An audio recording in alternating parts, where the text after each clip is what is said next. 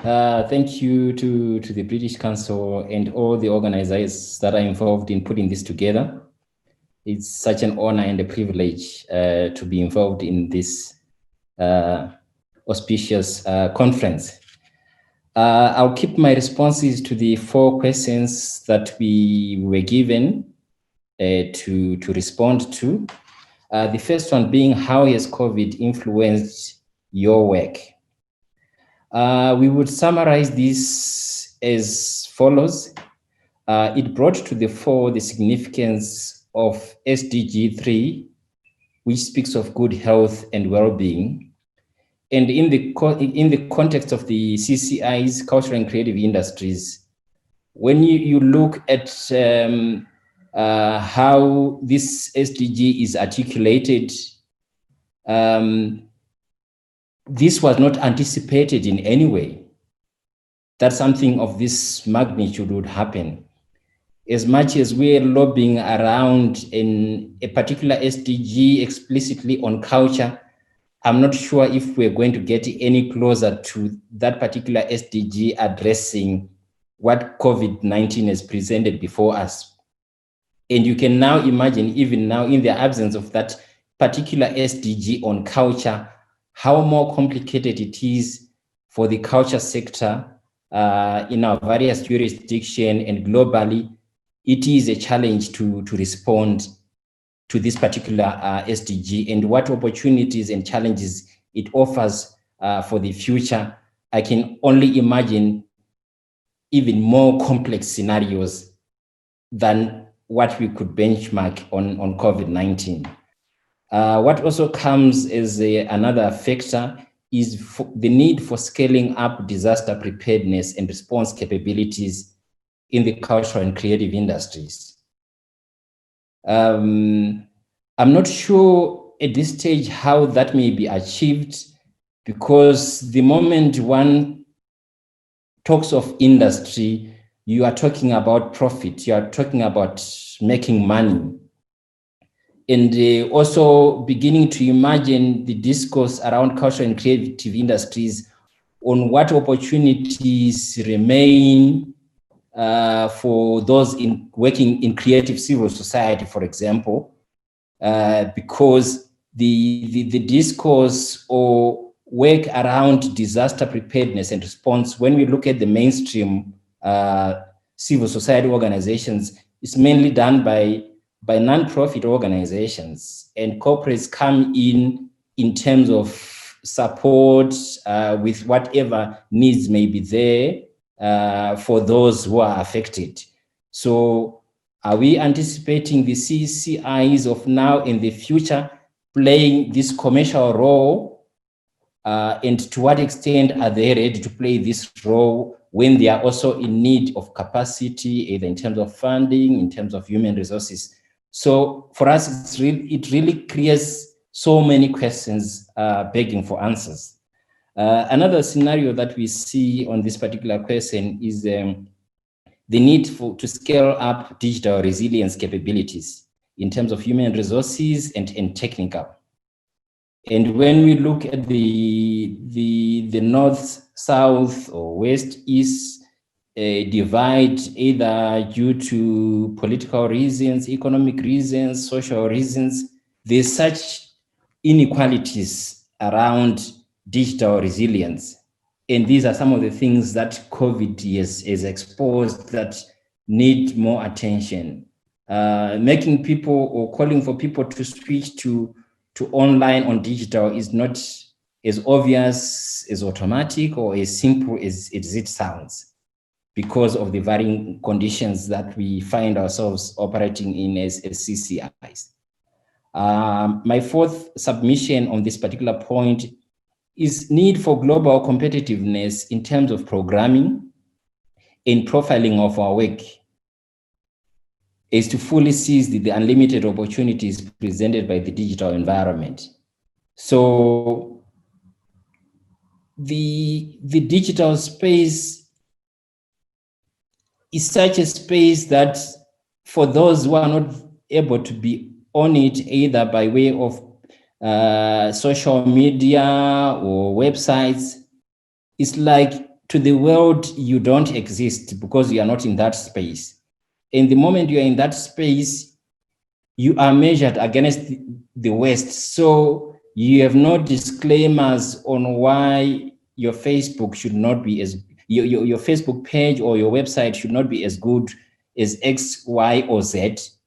And this puts a lot of pressure on emerging economies of CCIs, and also those working in creative civil society, because they may not have as much resources at their disposal to address these competitive impositions presented by the digital space. I would move on to the second question on what are the challenges and potential of the pandemic for your work. I would summarize this in 4 points. The first one, I present these both, they have the challenging aspect and they have a potential aspect when you flip them. The first one is the cost of digital services and products in Zimbabwe and generally on the continent. Digital connectivity is very expensive. Subscribing for connectivity or buying of modems, computers, softwares is so expensive, and it becomes an elitist kind of thing in many under-resourced communities. We still have communities in Zimbabwe and elsewhere in Africa where communities have no connectivity whatsoever, even for radio, television, even when we talk of internet. So when, for example, you are talking about access to education, some schools will remain closed for the unforeseeable future, because it's not about having a computer in the school, it's about having connectivity. Where a community has no signal for radio, can you imagine connectivity for digital? It's a far-fetched dream. So these are kind of the challenges and realities that we grapple with. The other challenge that it presents us is digital programming has its limitations, both from a programming and revenue generation perspective. The arts and culture or cultural expressions on the continent or in most African countries are highly participatory in their nature, either in terms of production or in terms of presentation. So the moment you take away the participatory or the interaction aspect, the digital is far from fulfilling the cultural integrity that is being lost as a result. Because there's so much work maybe around values, beliefs, that communities will be reluctant to go online because they feel it would either demean or erode their cultural values. I'll also, I'm left with 2 minutes, so I'll move on to the third point. What other global challenges are having an impact on your work, and how? State and non-state actors looking inward. When the look out is often for inspiration, what locals sometimes view with skepticism that they are there to harvest ideas or opportunities. To us, the COVID-19 has presented a situation where most of our international or global partners that we've worked with are less enthusiastic about international relations and collaboration, because they believe they have more challenges at home that they need to attend to than the challenges that their counterparts in the South have, that they've supported traditionally in the past. Then there's also the geopolitics in international relations and the digital space. The challenges between the USA and China, for example, These have got obvious spill-offs on the global south, Africa in particular, given the extent to which both economies are so invested on the continent. So whatever decisions or differences occur between China and the United States or any of the leading global economies, it has got an obvious and immediate impact on the global south CCIs. My last point, hopefully in the last minute, is on what topics would you welcome further research, data, or evidence gathering to be conducted? With due respect and in all fairness, and I trust that most of you will not be hearing this for the first time, but it has been often raised wherever the so-called global north and south meet to discuss opportunities and challenges. We in the south, in Zimbabwe, for example, we still feel that the current paradigm in research is highly Eurocentric. It favors the EU neoliberal agenda of or within or via the CCI's international cultural relations. So when the discourse of CCIs is more driven from the north to the south, for us, we already see implications that any cultural collaborations that we have had in the past, at some point, they will need to demonstrate their ability to make money.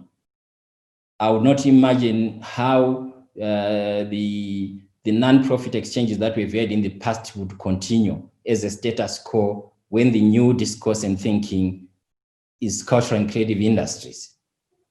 The other challenge that we see is the current research paradigm is globally undemocratic.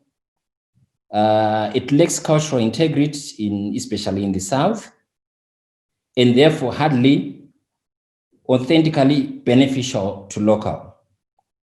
So it's those with the resources that drive the research, and they've got clear outcomes and outputs that they desire, and they are very clear as to how the outcomes of these particular researches are applied and where they are applied. For some countries, the CCI discourse within the neoliberal agenda has been going on for the past 40 years or so. When we look at the creative industries, for example, from the UK, neoliberal agenda started during the Thatcher regime. So the UK, for example, has had nearly 40 years or plus for trial and error and to learn.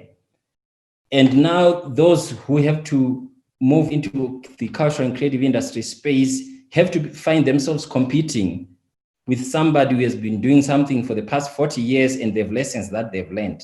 So it presents so much challenges where you have got so many challenges at hand.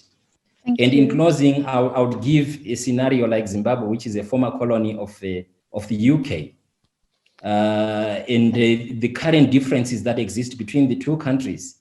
So in terms of as much as those in the CCI or in civil society would desire to pursue or to scale up international relations, how do you achieve that when there is hostility between governments? So I see that also as a potential area for research in terms of how do you achieve international cultural relations in the midst of political differences and hostility between nations and countries, which are historical. I'm very happy to be in this panel to share thoughts and discussion about the implication of the COVID and its influence on our work. And as an activist working on peace building, we had a lot of implication on our work, because first of all, working on peace building, that's based on trust building. So how to build a trust virtually, it was a challenge by itself. So people are in conflict. So starting from this, it wasn't easy at all. So it has a lot of influence on our work, starting from this very essential point, which is the trust building. And actually, but still we did so many things during quarantine, lockdown, and still now we're able to develop new things and new approaches. And we discovered the new dynamics in our communities as well. So during the pandemic, like until now, we've been started to do some other work, like where we found out like the role of individuals became much more influential, more than organizations or big groups. So we started to support those individuals who started their own small initiatives, their own campaign, advocacy campaign, online campaign, and those individuals started to gather people around them in order to advocate for the issue that they feel it's important for them. And those individuals, they manage to build connection and bridges with others who are in other part of the world. You know, like I'm working for Syria. So in Syria now, there's so many people inside, but there is a big number of Syrians are outside of Syria. So because of this pandemic and we are not able to meet physically, and the individuals started to raise issue about their community, about their concern. So they start to connect with those who are in diaspora, who are out of the country, where they started to do their own small campaign. And the role of individuals became much more influential, that, in a sense, because during pandemic, until now, the big organization became very heavy, very bureaucratic. They need to adapt their own programs, process to fit into the current situation, where the individual were more flexible, more dynamic, more fast. So they managed to gather people around them and to start their own small campaign. Because during I believe, like you all know, like during the pandemic, and if you are working on peace building, there's so many new challenges have been raised. Like now the economic became, it's in the top of the priority of everyone. Like whenever we talk about anything, the first thing is coming and we discuss is the economic, and especially for Syria. And now on March, the Caesar Act start to be they implemented against Syria, which is a sanction against Syria. So the economy issue became the major issue and very important. So people start to the challenges have been changed, and those challenges is taken by individual to raise their voices to international level. It shows like my internet's not stable. Is my voice is clear? Okay, great. So this is the first thing, like the challenge is new topics, and opportunity is the role of individuals. The other new challenges that have been raised is, and other new problems that have been raised is the domestic violence, which is in our community, but people didn't used to talk about it loudly. And the percentage of the accident is not like measured the same as before. So people start to talk about it, and there is some voices have been raised because of this, but it's considered as a new challenges, as a new topic that have been raised because of this dynamic. And as well, the issue of education, it became higher priority, where so many people asking about how to do education, how to continue education. For those who have an access to online, they manage to do that, but those who don't have the access, and even where there is the education system, it's collapsed. So how people will be able to continue and be able to acquire the education that they need for their families, members, and education. And this is at very community level. But one of the roles that we are playing as a peace builder, we're really doing work with our community, but we're trying to ensure like we're still participating at other level, decision-making level, which is track 2, track 1, 1.5, and track 3, which is just 3 tracks that connect communities to leadership in the communities to the decision makers.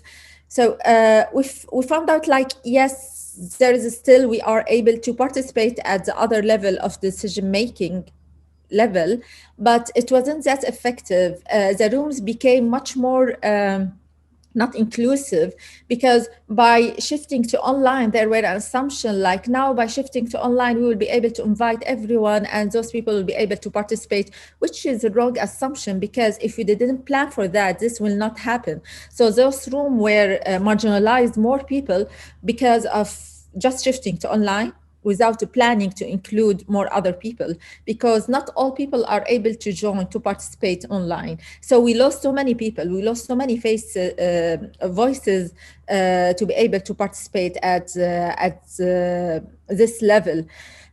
What I'm trying to say, I'm trying to be brief because I know I have to just 5 to 10 minutes. I'm trying to say, there's so many opportunities out of the pandemic for encouraging participation, for encouraging young people to participate. But still, there's so many challenges, and the challenges is still much more than the opportunities. The challenges, it's about the participation by itself. It's about trust building. It's about the new topic and issues that people are raising, which I try to give some examples about it as well. But still, one of the opportunities is the cultural relation. Like we noticed, like so many people start to build more connection with exterior more than in interior because of this pandemic. But still, I want to focus. This will not happen by accident. We need to plan for it. Being shifted to virtual, it's could be an opportunity, but it's not enough if we didn't allocate resources for connection, spaces for people to participate, because working from home is not easy. It's not affordable from everyone, because sometimes the houses are very intense, especially for women. Once women have to go back to their houses, she have to do so many roles. Like people, the rest of the family members consider it like, now you are in the house, you have to continue doing the work that you used to do in the house. Besides, you have to do your work outside from home. So now the task became much more and more for them. I was thinking about like what the research and the topics that need to be discovered more and more. And as a one who's working on peace building, we all the time talk about conflict. And the conflicts now have been changed at very community level, the dynamics, the factors. Because of this dynamic, now people have to stay together. People can't go outside of their area or even their country. Like, for example, in Syria, people are locked in the country. They're even not able to go to Lebanon. They are not able to go to any neighbor countries. So the conflict dynamic became, and factors became different. So we need to re-understand or rediscover what is the conflict dynamic at very community level during the pandemic. But still, at the same time, we need to discover what are the common areas that put people together, because there is some good stories, success stories, where people managed during the pandemic to come together, to do things together. So there is a new commonality that put people together, which is different from before. And this is those people who started to do something together, they have characters, they have like certain characters. Like we noticed, like people who are, they have to afford the life, like elder people, they disappeared.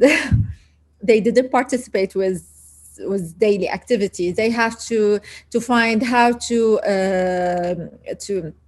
they have to find jobs. They have to feed their family. The people who are active have different criteria, so we can build on them. Who are the adolescents, maybe the girls, maybe the boys. So we need to re-explore who are the active people in the community, to build on them, to afford resources for them.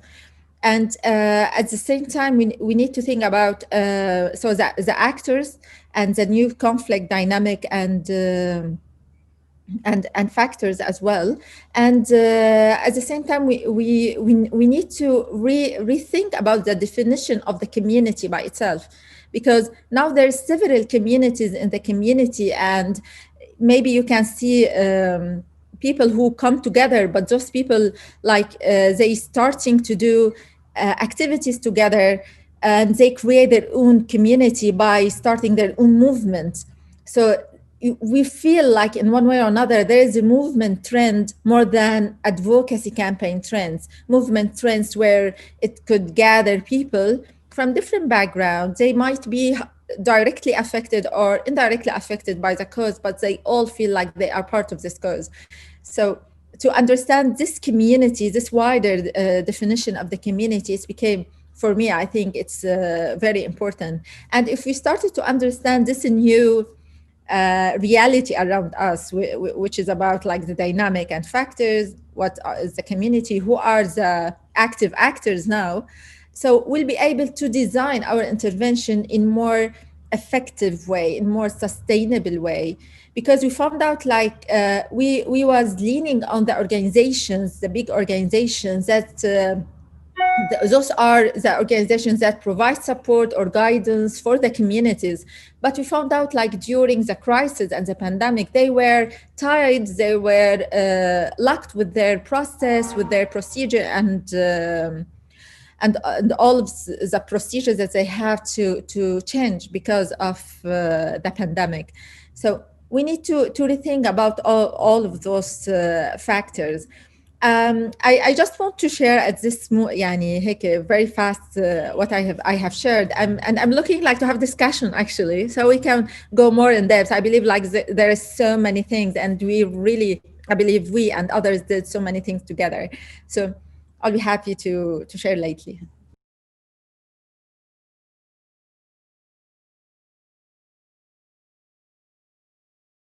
Good afternoon, everybody. Thank you for the opportunity to gather virtually today, and I'm really excited to learn from you all.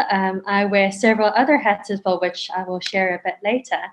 And maybe for this introduction, I'm just going to share briefly my personal reflections on the international cultural relations, and I'll speak about the challenges and opportunities a bit later when we come to the engagement section.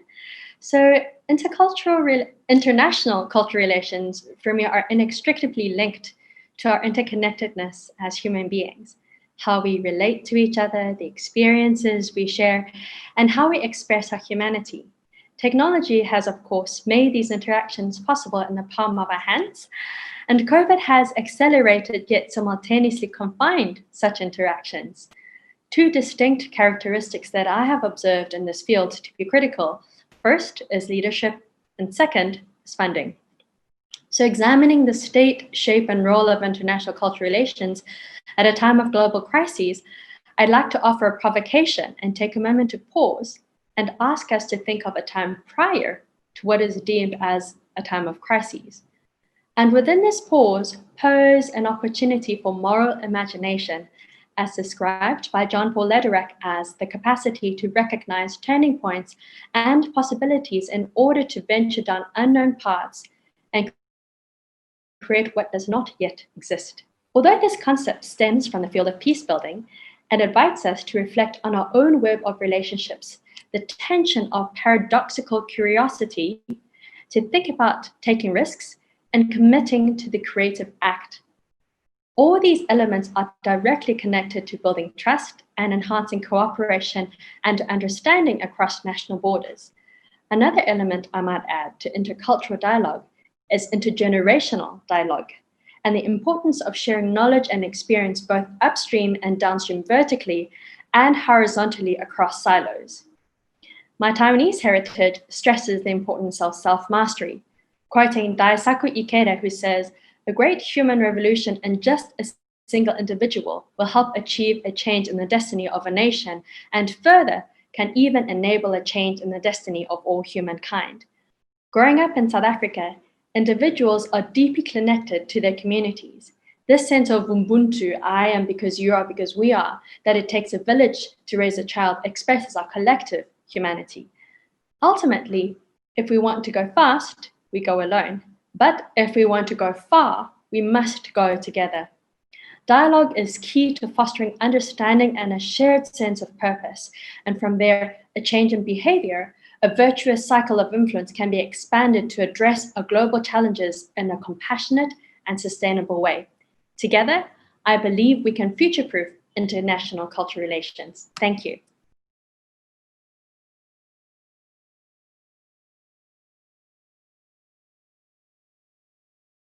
Thank you, Celia, and thank you to the organizers of this panel discussion, the British Council and the Institute for Auslandsbeziehungen.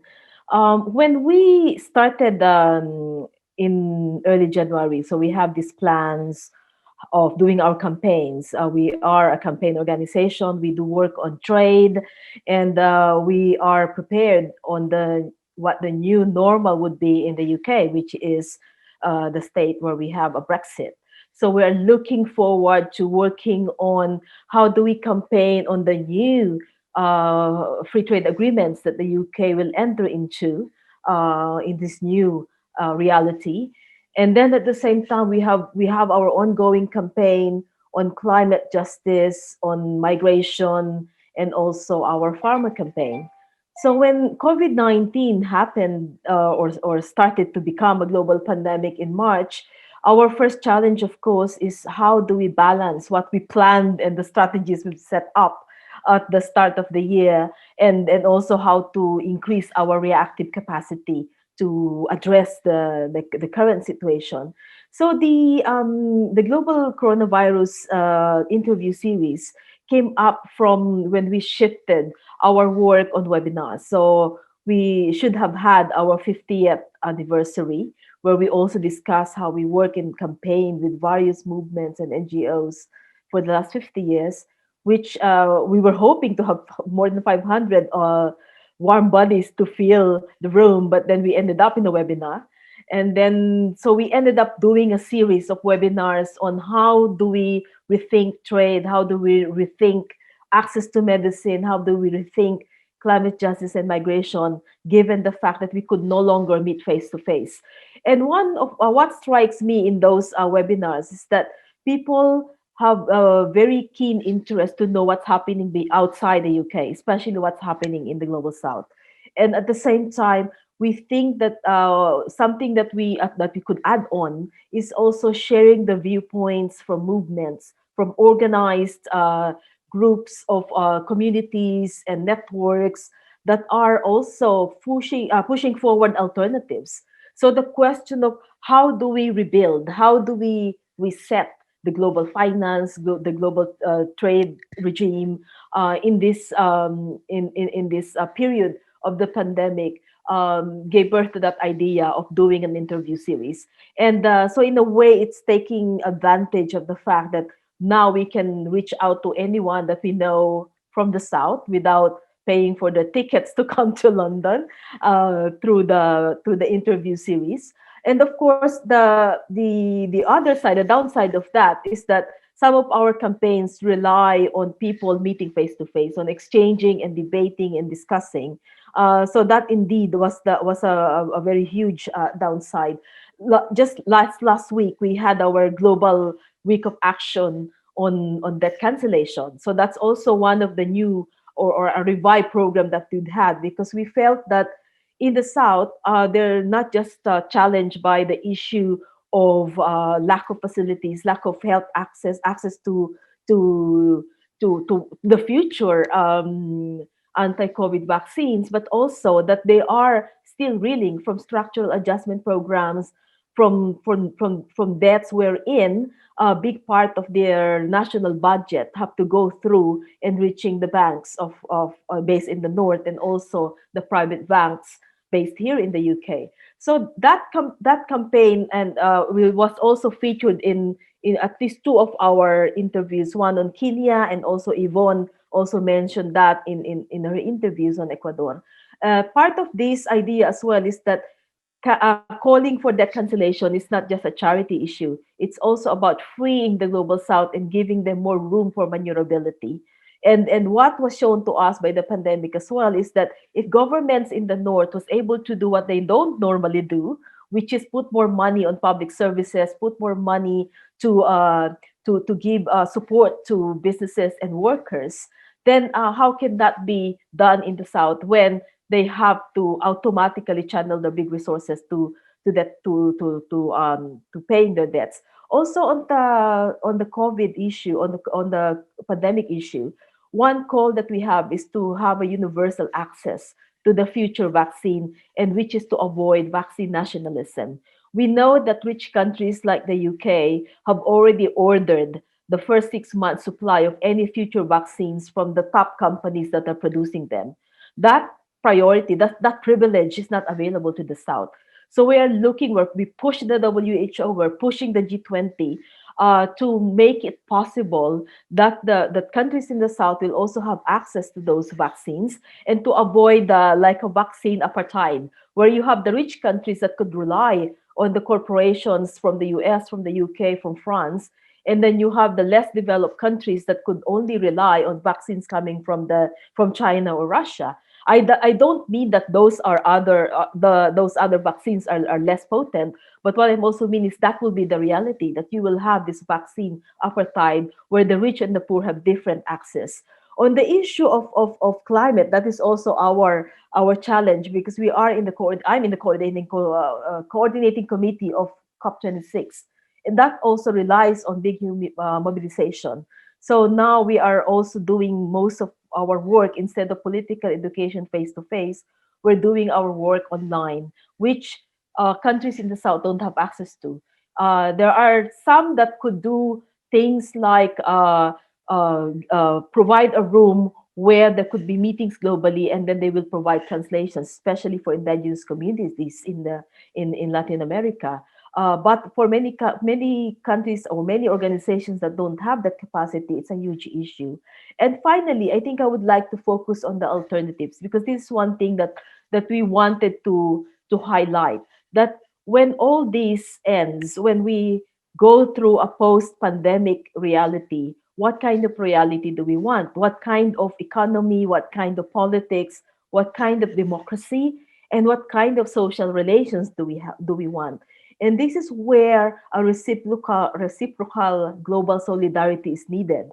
That the South does not just learn from the North, or movements does not just learn from the experts from the North, but they also have their own expertise that the people here in the North could learn from and get lessons from. I'm originally from the Philippines, and I have done a lot of all this global linking and global networking. And the biggest lessons that I have learned in the past, that everyone has something to contribute, especially on making alternatives be a reality.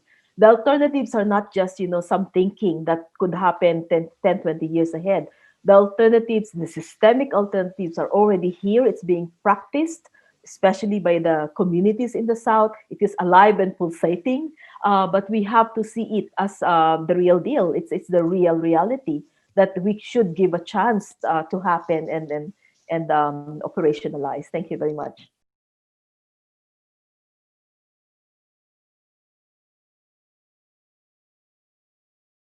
Thank you, Celia, and thank you all the speakers before. I learned a lot.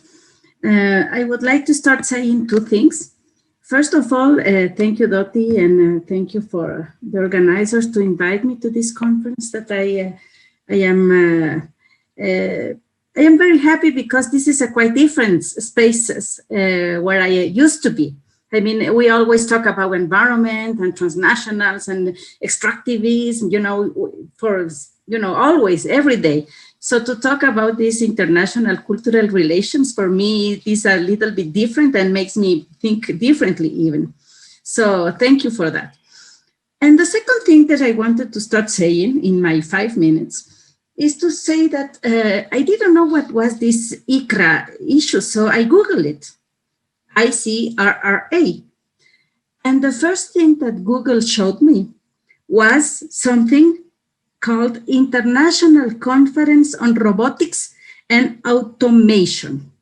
So for me, this was like, okay, I will start my speech talking about this, because for Google, for the artificial intelligence that is behind all of these search engines, the priority that they think that will be for the people that is Googling is robotics, automations, all of this stuff that is completely, is the virtuality, the maximum virtuality. So I think that, of course, the Google is not so intelligent, because we know that what humanity and people and societies really need is not robotics, is not this automation, is to try to look for how and when we are going to continue the life as we had before the pandemic. That means gathering together, taking coffee, etc. But and also organizing movement building in the streets and everything. But I am convinced that even we have this forced virtuality, or this forced, strange way of communication that is this one that we are having now. I think that peoples look always the way to act different and to organize and to have cultural relations in a different way. And I will mention 3 small examples. For example, in the Amazon in Ecuador, of course, and in the Andes also, many people were very sick with the COVID, and they didn't have access to any medical facility or nothing, but they decide to stay together in the community. They cannot just be confined, and they decided to confront together with the always existing communality to confront the pandemic and the COVID. So I think that they resist the COVID, in fact, maintaining their cultural relations and being together, gathering, and more close than before, probably. So this is one thing. The second thing that I wanted to mention is that in the case of the Western societies, young people, many times they are seen like irresponsible, unconscious, even possible criminals. And when we see the pictures of the young people, dancing and drinking, we say, oh, they are causing, the pandemic going worse, etc. But we have to understand that for the young people, I mean, they are gregarious by the core part of their body is to be gregarious. So it's like a sort of call of the wild. So we have to understand that they are not criminals, they are young people. And sadly, in Western society, young people are always, pointed and yeah. So I think that we have to change this vision of the young people. The other example that I wanted to mention in 1 minute is that despite of the fear of the pandemic and the COVID, people want change. And this is, and what happened before yesterday in Chile is an example. Millions of people went to vote. Even Chile has one of the highest rate of cases of coronavirus. So they went, despite everything, millions of people in the streets, and they vote against the Pinochet constitution. So I think that even of the fear that we have, they broke that and they went to the streets to vote. And I think that this is very important. And also, of course, capitalists, all the capitalists and the corporations would like to maintain us in separation. They love the pandemic because they have the people divided. They have the women divided, they have the workers divided. So I think that this idea to go, like in Chile, to vote, this is a very huge sign against capitalists that even because of the virus, we are going to defeat them. So I think that this is an example. Particularly in the case of Accion Ecologica and the work that we used to do, that is mainly in the fields, together with the organizations, the communities, etc. At the beginning, it was very, very tough because, of course, we couldn't travel. We didn't have buses or any vehicles to go to the Andes or to the Amazonia. But I think that things are changing now. And I think that little by little, the communities are going and started again to organize. They are having workshops present, not virtually, in presence, workshops. And they are starting little by little to organize themselves. Because I think that in the pandemic, what happened is that mining companies didn't stop. Oil companies didn't stop. The logging companies didn't stop. So the only way to continue stopping them is, of course, organizing again and gathering and protesting. And of course, having us the opportunity again to gather. And I maybe wanted to finish saying that this, as Dorothy said, I think that this pandemic also gives us another opportunity and to have the chance to meet people from many parts of the world very cheaply and to learn so much about this. For example, we are organizing as Accion Ecologica several webinars about environmentalism and feminism. And we have 80 women coming from different parts of the world, from Rojava to, I don't know, to indigenous peoples' territories in North America and South America and Africa together. So this would be impossible to think without the pandemic. So we have to take advantage of that. One of the tough things for Ecuadorians here is the socialization. I mean, the idea to be together and to talk. For example, if you go to a medical facility and you sit together with someone besides you, these people in 2 minutes start to talk about his entire life. And you know everything about this person. And probably in Philippines and in South Africa, and you know, I am sure that in Syria, always happen. I mean, you don't know the people, and in 5 minutes you can know everything about this person. So how we deal with this socialization that is a little bit difficult, mainly in the cities, for example. So we have to continue thinking about how to deal about this new way of relationships. That's it. Thank you.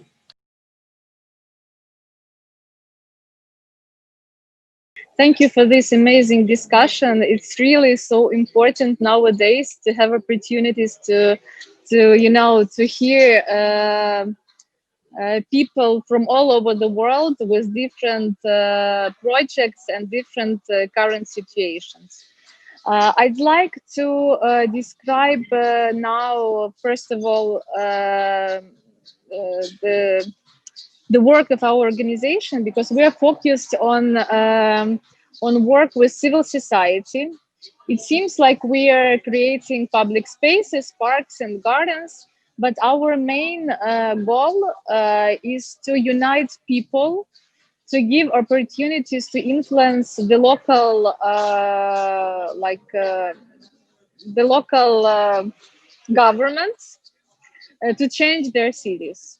And of course, as this work is connected with the contact with people, it's really hard for us now to implement our project. So for us now, it's a great challenge. Also, as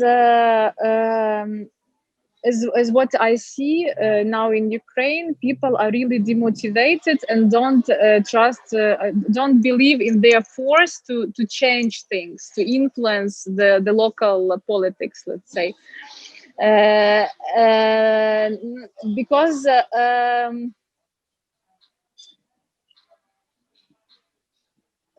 role of the role of civil society, as the civil society institutions, they don't have such huge support, I mean, financial resources as politics. So their impact is not that big in Ukrainian societies. And I'd like, because I have this unique experience, let's say, because we just the local elections just finished in Ukraine, and we've seen that those great projects that were implemented by NGOs, they impact less than politics who are normally they guest on television. So most people they receive their information from television. So they the picture that they have is not the picture that the civil society institutions are trying to build. And as I already mentioned, we are focusing on creation of public spaces. But in Misto-sad, we also implement projects connected with, for example, the whole last year, we were implementing projects dealing with stereotypes all over Ukraine. Because the force of stereotypes is still very huge. And this is the thing that is dividing people. And through cultural and educational projects, we are trying to unite society. Unfortunately, the force of civil society is not that strong, and this most people they receiving from the information through television. And for me, and I will talk about it in Ukraine with my colleagues, how we can after listening, and I see this opportunity in receiving more information and collaborating with NGOs from other parts of the world. Because this is support that can show, first of all, good examples of success stories of our colleagues, and ways to find more financial, and not only financial, but other resources, informational resources. Because what I also see in Ukraine, that sometimes we don't have access to these progressive ideas, first of all, and then access to the ways how to implement these progressive ideas. And I also have one example. For example, I work in the sphere of urban development, let's call it, and the most successful cities of the world nowadays, they are focused on adaptation to the global warming. How can cities adopt to this situation? In Ukraine, unfortunately, cities even don't think about it, unfortunately. And even those very progressive and successful NGOs who talk and think about it, they don't have ways to implement these ideas. They don't have the mechanism how they can do it, and how they can influence local governments who actually have ways to implement these ideas. And also, but we will have this question about the situation with the pandemic and how our life changed. I won't be very my ideas won't be special, how difficult it is and how we have to change the way we work. But I'd like to mention one thing, that as we work with the public spaces, I really think that that cities and NGOs all over the world, how to think how public spaces can become the new cultural institutions. Because after our private houses, parks and gardens, they are becoming like #2 safest place you can exchange ideas and see the cultural product. So that's also my global idea for the discussion, for the colleagues to contribute, how public spaces can become a new, real and powerful cultural institutions all over the world. So I would be grateful, even after the end of our meeting, maybe we can exchange these ideas and think how we can make our institutions stronger. That's it. My presentations will be short because I'm really interested more in questions, because it's always, when there is a discussion, it's always interesting to hear the ideas of the colleagues.